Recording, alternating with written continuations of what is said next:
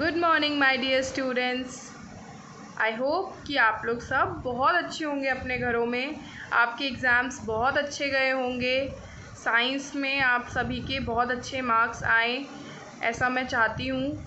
और एग्ज़ाम्स हमारे term 1 over हो गए हैं। जिन बच्चों ने अभी भी एग्ज़ाम्स नहीं दिए हैं और वो मेरे वीडियो देख रहे हैं, तो मैं उन्हें ये बता दूँ कि आपकी जो भी प्रॉब्लम है, आप स्कूल ऑफिस में जाइए, अपनी प्रॉब्लम को रिज़ॉल्व कीजिए और फिर आप टर्म 2 सेकेंड चांस में दे सकते हैं। ठीक है। और आज हम चैप्टर 7 स्टार्ट कर रहे हैं। हमारा chapter 6 first aid and safety तक हो गया था, हमें ऑलरेडी कंप्लीट कर चुके हैं इस चैप्टर को। अब हम चैप्टर 7 पढ़ने वाले हैं, एयर एंड वाटर। ठीक है। एयर हमें पता है कि क्या होता है। एयर में हम क्या करते हैं, ब्रीथ करते हैं। Without air we can not breathe, we can not live. हवा के बिना या एयर के बिना हम जिंदा ही नहीं रह सकते, ये आप सभी जानते हैं। फिर वाटर, वाटर भी क्या है, एक एसेंशियल कंपोनेंट है हमारी लाइफ का। अगर हमें वाटर नहीं मिलेगा या हमारे पास हमारी डेली रूटीन में, आप सभी को पता है ना, हमें 6 to 8 glass water daily consume करना चाहिए। अगर हमें वाटर नहीं मिलता है तो हमारी बॉडी की जितनी भी मेटाबॉलिक प्रोसेसेस हैं, हमारी बॉडी में जो भी इंटरनल मैकेनिज़म्स चल रही हैं, वो प्रॉपरली वर्क नहीं करेगी।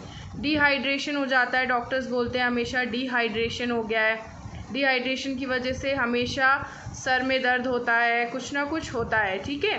ये सारी चीज़ें एक दूसरे से लिंक करती है। इसका मतलब क्या कि हमारे लिए प्रॉपर एक शुद्ध हवा या प्योर एयर और प्योर वाटर दोनों ही बहुत ज़्यादा इम्पॉर्टेंट है।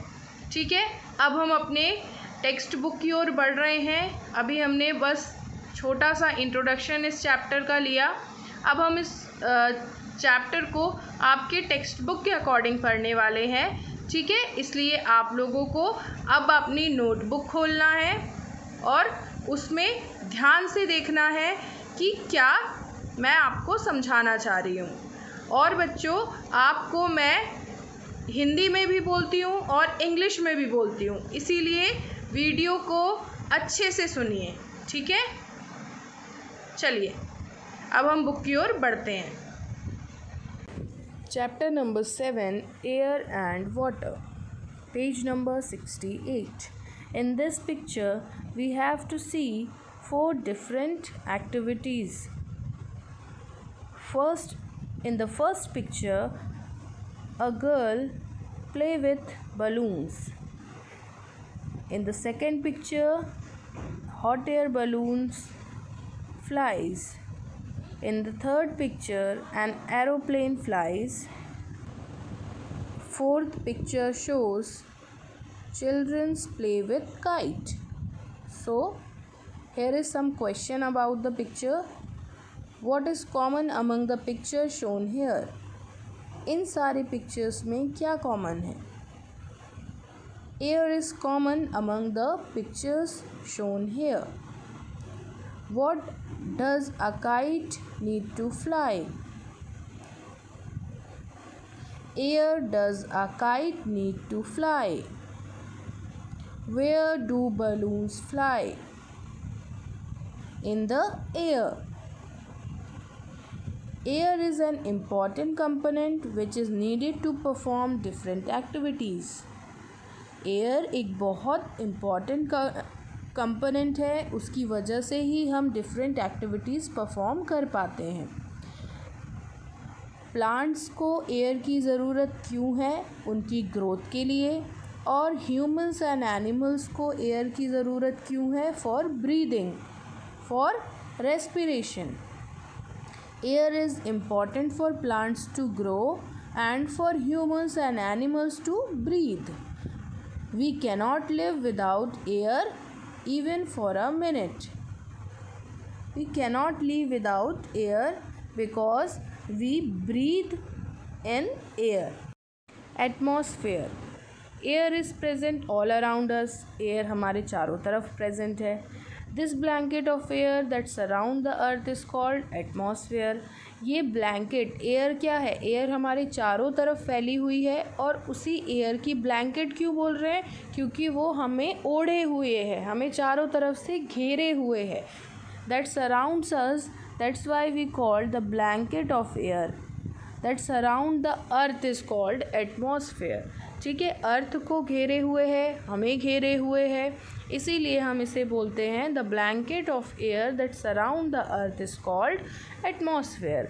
It extend to hundreds of kilometer above the surface of the earth. हम कहाँ रहते हैं, अर्थ के सरफेस पर रहते हैं और ये हमारे सरफेस से 100 किलोमीटर्स तक क्या है, एक्सटेंड है, फैला हुआ है। The atmosphere is thick near the surface of the earth and get thinner as we go higher up. हम कहाँ पर रहते हैं, अर्थ के सरफेस पर। हमें इस हमारे सरफेस से नियर जो हमारा एटमॉस्फेयर है वो बहुत थिक है, मतलब एयर जो है बहुत ज़्यादा प्रेजेंट है।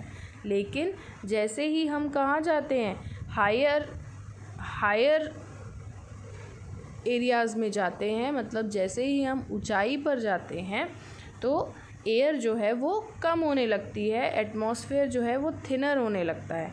So the amount of oxygen in the air decreases as we go high up in the mountains. जैसे ही हम माउंटेन्स की तरफ जाते हैं तो हमारा एयर में जो हमारा ऑक्सीजन है वो कम होने लगता है। क्यों होने लगता है, क्योंकि एटमॉस्फेयर जो है वो हायर प्लेसेस में थिनर हो जाता है, पतला हो जाता है। ठीक है, अब हम पढ़ रहे हैं लेयर्स ऑफ द एटमॉस्फेयर। कितने, 5 लेयर्स होते हैं, troposphere, stratosphere, mesosphere, thermosphere and exosphere. ठीक है, सबसे पहला है ट्रोपोस्फेयर। ट्रोपोस्फेयर जो है, troposphere is the lowermost layer of the atmosphere. It extends up to 15 kilometers above the surface of the earth. All weather changes take place in this layer. चलिए अच्छे से देखो, हमारा जो ट्रोपोस्फेयर है वो क्या है, जहाँ पे हमारे एरोप्लेन्स उड़ते हैं और ये हमारे अर्थ की सरफेस से 15 किलोमीटर ऊपर है और यहाँ पर ही हमें वेदर चेंजेस दिखाई देते हैं। सेकेंड है स्ट्रेटोस्फेयर। देखो स्ट्रेटोस्फेयर जो है वो हमारा सेकेंड लेयर है और ये हमारे अर्थ के सरफेस से 35 किलोमीटर ऊपर है। इसे हम स्ट्रेटोस्फेयर को हम ओजोन लेयर भी बोलते हैं। क्यों, क्योंकि ये हमें अल्ट्रावायलेट रेस से बचाता है। ठीक है, jet planes usually fly in this air. Jet planes जो होते हैं ना, एरोप्लेन कहाँ पर उड़ते हैं, ट्रोपोस्फेयर में, और जेट प्लेयर्स जो होते हैं वो स्ट्रेटोस्फेयर में उड़ते हैं। ठीक है, this is the second layer of the atmosphere right above troposphere. Troposphere के ऊपर होता है ये लेयर, सेकेंड लेयर होता है और अर्थ के सरफेस से 35 किलोमीटर ऊपर होता है। It extend to about 35 kilometers. The ozone layer, which protects us from the harmful ultraviolet rays of the sun, is located in this layer. Jet planes usually fly in this layer. Third one is mesosphere. This is the third layer of the atmosphere. The temperature in this layer begin to fall as we go higher. We know that जैसे ही हम ऊपर की तरफ जाते हैं, mountains में जाते हैं, टेम्परेचर जो है बहुत थिन होता जाता है, ऑक्सीजन का अमाउंट कम होता जाता है, ये हम जानते हैं। That is why it is known as cold layer. जैसे ही हम मीजोस्फेयर में पहुंचते हैं, ये लेयर जो होती है ये कोल्ड लेयर होती है, क्योंकि टेम्परेचर बहुत नीचे गिर जाता है, बहुत कम हो जाता है। There are some solid objects called meteoroids floating in the space at great speed. हम जानते हैं ना कि स्पेस में कुछ सॉलिड ऑब्जेक्ट्स होते हैं जिन्हें हम मेटेरॉइड्स कहते हैं। आपने एसएसटी में पढ़ा है। वो बहुत स्पीड से मूव करते रहते हैं। कहाँ पर? स्पेस में।